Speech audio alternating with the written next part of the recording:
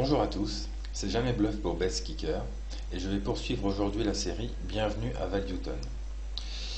Donc en fait j'avais lancé une session avec 4 tables de full ring NL30 et 2 tables de full ring NL100. Donc en fait j'avais besoin de 6 tables minimum pour faire ma vidéo, donc j'ai pris les 6 tables que j'ai trouvées. Donc il n'y avait pas de NL50 et pas de NL200 ou plus de tables de NL100. Et donc en fait, la vidéo a planté pendant qu'elle compilait. Du coup, ce que j'ai fait, c'est que j'ai repris toutes les mains que j'ai jouées dans la session et j'ai mis un filtre avec VPIP égale true. C'est-à-dire que là, on va voir toutes les mains avec lesquelles j'ai mis de l'argent de façon volontaire. Donc pour ce qui est des joueurs à table, en début de session, je n'en connaissais quasiment aucun. J'ai essayé de. En fait, j'ai commencé à jouer pendant une vingtaine de minutes sans filmer pour pouvoir avoir quelques rides sur les joueurs.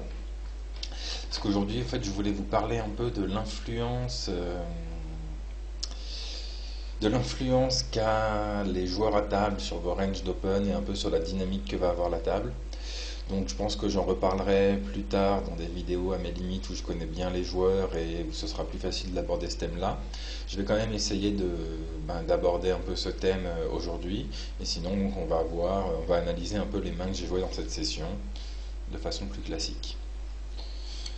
Donc je vais vous parler aussi un peu de mon tracker parce que bon, je m'en sers assez peu.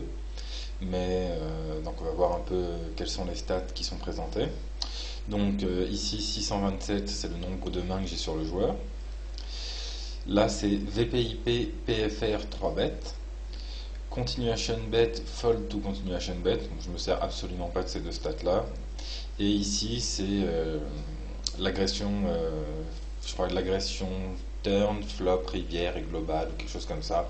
Pareil, je m'en sers assez peu. En fait, ce dont je me sers le plus finalement, c'est du VPIP PFR 3 bêtes.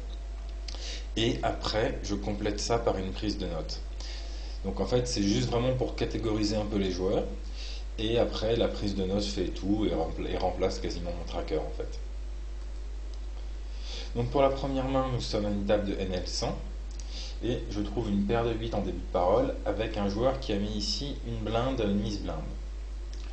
Donc le joueur UTG limp. Donc ce qu'on peut déjà remarquer, c'est qu'il va jouer 23-3 1.4. Donc a priori un joueur, donc je vais attendre de voir des showdowns pour confirmer, mais ma première impression quand je vois ça, c'est un joueur qui va limper des mains correctes. En fait 23% c'est quasiment une range de relance quoi. Et qui ne va relancer que 3% de ses mains. Donc un joueur assez